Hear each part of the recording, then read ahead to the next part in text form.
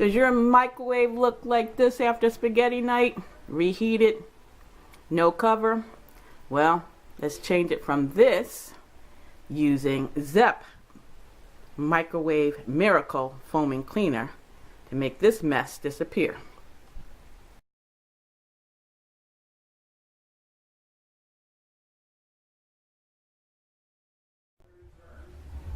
Just a few pumps of the Zep Microwave Miracle Foaming Cleaner.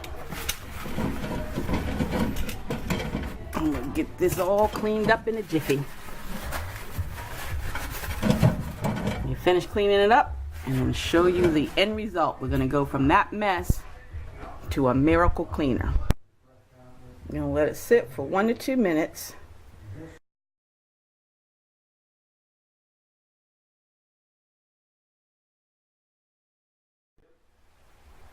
It took a little more elbow grease than I imagined, but Zep did its job. So thanks Zep on my Microwave Miracle Foaming Clean. Spaghetti night is history.